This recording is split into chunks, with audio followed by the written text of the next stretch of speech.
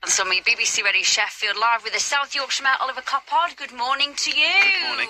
I see that you've been doing a lot of media recently. Are you tired? How are you feeling? Oh, I am a little bit tired, but I'm always excited to be here talking to you, of course. Yes, I know that. Right, you have got a very busy day of interviews booked. We are the first person to have you, so expect all the exclusives, no messing about. Of course. We've got to talk about Doncaster Sheffield Airport first of all. You made an announcement on Wednesday that passenger flights won't leave Doncaster Airport until 2028. NASA are hoping to put a man on the moon in 2027, by the way, just squeeze that in there. You still haven't agreed on funding from the mayoral combined authority to reopen the airport, although you have talked about this £150 million of public money available to reopen it. So what are you doing with that? Well, first of all, NASA have got a slightly bigger budget than I do, and they last put a man on the moon in the 1960s, so at least we're not taking over 50 years. So, look, we want to reopen the airport, and I've said that consistently. I've said that throughout this whole process, but I've also said I need to take the right decision for the future of South Yorkshire. We've got to absolutely make sure that we've got the I's dotted and the T's crossed. We've got to make sure that we understand absolutely what we're getting into, because the best way to give that airport the future it deserves, the future we want for not just DSA but for the wider Gateways project and for the whole of South Yorkshire, is to know what you're getting into before you sign any contract or sign any deal or sign away the money, because there's a chance always that you spend £150 million plus of taxpayers' money and it doesn't work. And look, that risk will exist regardless of what we do, but the more that you know, the more work you put in now, the more time and attention you pay to the detail, the more you're likely to be able to give that project the support, the funding, the success ultimately that it deserves. And that's what we're trying to do. So we will get to the 9th of next month and take a decision going forward. There was some doubt, and there is always doubt about whether or not kind of those decisions get taken on that timetable, because these things are complex and there's loads of moving parts. But I think right now I'm able to say papers will go out on Monday for that meeting, and then on the 9th we'll be able to take a decision either way. Well, you must know what that decision's going to be now, because it's never made on the day. No, I don't know. I don't know, because But how do you not know? Because I don't make that decision myself. Who does? So the leaders of the local authorities, the leader of Barnsley, the leader of Sheffield, the leader of Rotherham, the mayor of Doncaster and me, all vote on the day. Now, of course we talk. Of course we do. You don't expect us to do anything else. But it's not for me to say we're going to be taking a decision one way or the other on that day, because I can't tell you what they're going to do. You can ask them. Of course you can. And I think I know what they might do. But ultimately, we'll take the decision on the day. We've still got conversations. I was talking to them at 8:30 this morning. I will talk to them later today. I will talk to them over the next few days about it, because we've got to get this decision right, and that's absolutely what we're trying to do. But it seems like it's only really this week that you're starting to backtrack on that. The 150 million is likely set for the airport. Now you're not sure. No, I think I've said throughout. I've got two imperatives. I gave this speech, didn't I, earlier this week, where I was laying this out, and I put it on social media and I put it online. So if anybody wants to go and have a look, they can look at my Facebook page, they can look at social media, and they can see exactly what I've said. It's like a 20-minute speech. So if you've got your lunch, you've got a sandwich, sit down, watch me give a speech. What better thing to do with your lunch break? But listen to me talking about in detail what we need to do, what we have done, all the work that we've put in. And essentially what I'm saying is there are two things going on here at once. One, I want to reopen DSA. I want DSA to be a thriving regional airport that creates jobs and growth and opportunity, because it's a massive opportunity for our region, right? Probably the single biggest opportunity we've got for economic growth in one space, right? So, but on that, why would you then be unsure about giving the money? And that leads to the second point that I've got to take into account, is I've got to protect taxpayers' money, and I've got to look at what's the best possible use of that money to create that those jobs, that growth, that opportunity going forward. And I've got to do those two things at once. And lots of politicians, let's be frank, don't always explain that to the public. They just say, look, I've got the answer. I know what's right. I know what I'm going to do. And it's easy. This is easy. Just leave it with me. I've got the solution. It's straightforward. We've heard it earlier this week from Reform. I know the answer. This is easy. Don't worry about it. Everyone else is an idiot. I can do it. No one else can do it. I'm not going to play that game with the public, because I think the public in South Yorkshire are smarter than that. It's complicated. This thing is complicated. It's difficult. There's not a single right answer. There's a better answer and a worse answer. There's good things we can do and there's bad things we can do. There's things where we might get it a bit wrong and there's things where we might get it a bit right. And I'm trying to guide us down that path as the leader of South Yorkshire, essentially, and say, look, we're going to try and do this in the best possible way.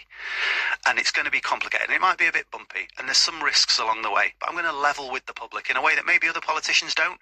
But that's my approach, because I think that's what the public deserve. It's likely you have an idea in your head of how this meeting on September the 9th will go, though, and what you will be announcing, because I don't think you take the public for idiots, but they will know that not everything is just made up when a vote happens. Yeah. Things are preempted, things are put in place beforehand. Realistically, what do you think's going to happen with the funding? So, and what I could say to you is, we're talking about this every single day. I'm having meetings about this every single day. So what are you saying in the meetings? I'm saying what's going on with the negotiations, what's going on with the work we're doing in the background. How are we getting to a place where those papers are written in a way where I think it will get a better decision?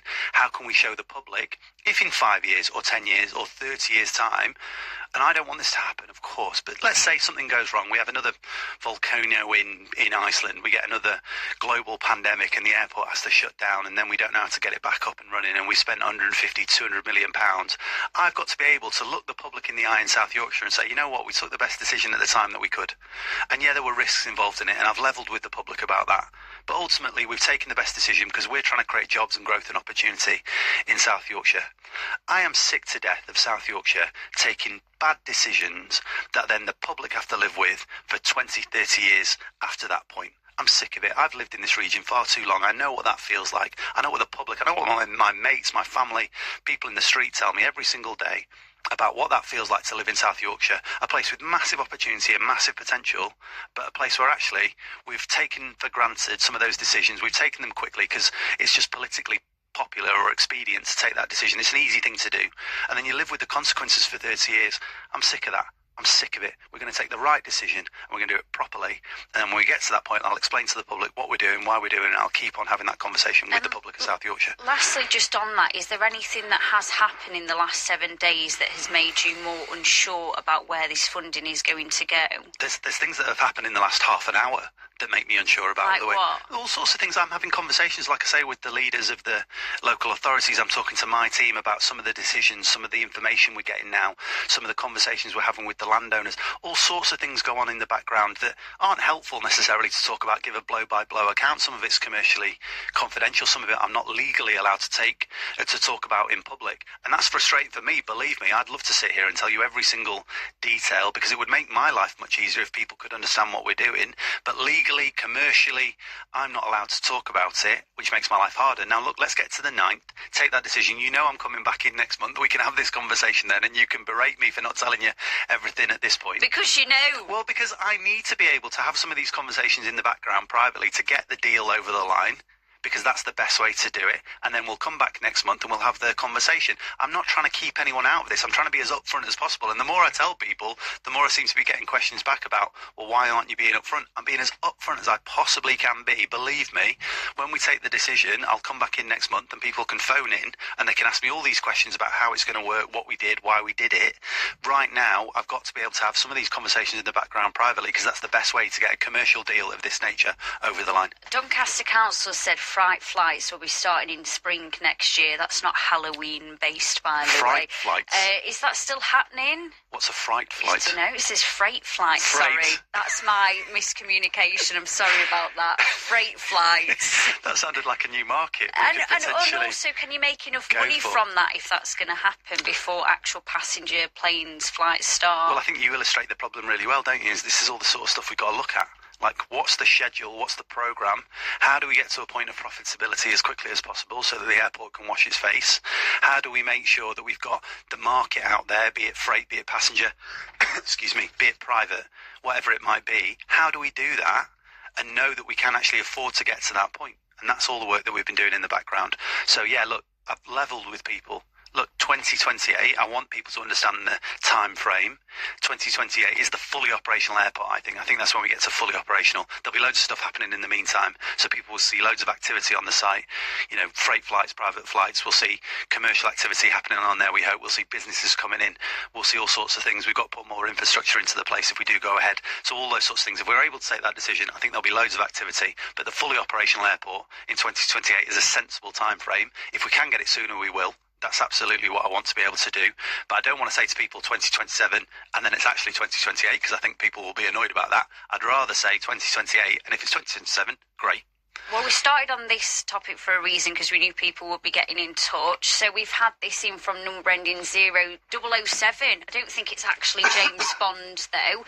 They've said, can you talk to us about how the economy will be affected negatively if the airport doesn't open? And will there be job losses if the airport doesn't open? Have you already employed people to work in the airport? Have you already got airlines on board? So there's two bits to that question from James or Jeanette Bond, whoever that was. First bit of that question is, what happens if we don't open the airport in terms of the things that don't come into South Yorkshire? So those companies, those businesses, that investment that we think will follow from a decision to open the airport wouldn't happen without the airport being there. So if we've got an airport in the heart of Gateway East, we think the rest of Gateway East can be developed in a way that otherwise it wouldn't be. So we want to bring in sustainable aviation companies, advanced manufacturing companies, like we've already talked about, that American company Holtec that hopefully want to build stuff in South Yorkshire still. So all those sorts of things wouldn't happen if we don't have an airport at the heart of it, because you can develop out Gateway East for logistics or anything else, or even housing, but that's not the future we have in mind for that site. So that's one thing that potentially doesn't happen if you don't have the airport. The second thing is, like, what's there already which might not be there in future. And I know that some of the companies that are already operating out of the airport, because frankly it's never closed in that sense, are saying, look, if it's not going to be an airport in 5 years' time, then frankly we'll probably have to look at a different future for our business. So I know both of those sides of the coin are there. That's one of the things we're taking into account when we're making these decisions and looking at the future. I've had this in just now as well from Why Ming Yu on Facebook. Thanks for getting in touch. They are a regular Facebook commentator, so somebody who knows the airport in a certain way. I wouldn't say they always get everything right, frankly. I think they think they know more than they do sometimes, but that's fine. Well, let's not preempt. Okay, fine, let's not be rude. Yes, no, all right. He says, during her election campaign, Doncaster Mayor Ros Jones promised that she was the only one who could reopen Doncaster Airport for passenger flights in spring 2026. By the way, we did contact Ros for comment on this today, and she didn't want to get back to us. He says, you as South Yorkshire Mayor knew that this promise was being made. Now that you have indicated that passenger flights will probably not take off until 2028, something that you may have known 4 months ago, have Labour politicians misled the public in South Yorkshire without consequence? Well, as I say, I don't think Wyoming Yow particularly knows the ins and outs in the way that they think they do. That is true, though. No, I don't know that is true. Why is it not true? Because I've not heard. I'm not aware of kind of passenger flights being central to this in the way that they explain. Look, there is a timeline for this airport. Well, you made an announcement on Wednesday that passenger flights won't leave Doncaster Airport until 2028. So that's what they're saying. I'm saying previously, and look, I've always said this is a complex project, it's complicated, it's going to take time, and I've been very clear about that. I think I was clear about that at the time, I was clear about that before, I was clear about that when I came in here and talked to you before May of this year. It's complicated. I've always said I don't know if we can do what we want to, but it's always difficult. I've always maintained that position. I know that people have wanted an open airport, and Rosa said she wants the airport open in spring 26, and I think that's right, and I agree with her when she says she was the only person with a credible plan to make that happen. She absolutely is right about that, because the other people who were in that race, quite honestly, couldn't organise a bun fight in a bakery. But actually, what I've done is clarify the timeline to 2028. So being able to say in 2028 we will have a fully operational airport, a commercially driven airport, I hope, an airport that is absolutely able to do passenger flights, holiday flights and all the rest of it. That's where we've got to. So look, that's what I've said earlier this week, but that's, I think, just a clarification of the timeline. And I'll be honest, the timeline is always subject to change, isn't it? Because look, it's a complicated thing, and who knows what might happen in that time period in terms of things like an Icelandic volcano or a COVID outbreak or a national air traffic controller strike. There's loads of things that could happen. We're trying to take a conservative view, a conservative estimate of what might happen, and be honest with the public about all of that. And last question on the airport for now before we have a tiny break. Helen Wilson's got in touch on Facebook just now. I think this is the thing that is rubbing people up the wrong way, Oliver, is that because you've got all these answers for everything rather than a straight yes or a no. Helen says, are you going to get the airport open, or are you just stringing us along? It's make your mind up time. Yeah, absolutely. Look, I agree with you, Helen. Like, I would love to be able to sit here and say yes or no to you, because it would make my life easier. It would help everybody absolutely to just have a clear sight in terms of what's going to happen. On the 9th, we will take that decision, right? We will get the papers out on Monday. People will be able to read through those. We will then take the decision on the 9th. At that point, then, what we'll be able to do is share as much as we can about the information, the data. It'll probably take a little bit of time to redact some of it, kind of cross out the commercially confidential bits, take a bit of time, but share as much information as we can with the public so they can see the full complexity of the decision that we're taking. I would love to be able to tell you yes or no right now, but we're still working through that problem. That's why you have these meetings. That's why you have these dates in the diary. That's why we're trying to get to the 9th and be able to share that with people. I get it, Helen. It's really frustrating. It's frustrating for me. I want to be able to just kind of get this sorted and move on to the next phase. But right now, I can't tell you that, and it would be dishonest of me. And I think all too often politicians get this. Just tell us the truth. I am telling you the truth. This is exactly what the truth looks like. It's complicated. It's difficult. There's no straight answers at this point, but we'll get there by the 9th, and I'll be able to share everything at that point. And hopefully it's done by then. The 9th is the final thing then. There's not going to be any more surprises about, you have to tell us there and then, that day, what you're going to be doing with this funding, correct? Yes, that's right. Okay, good. This is our BBC. A nice bright start to the day for many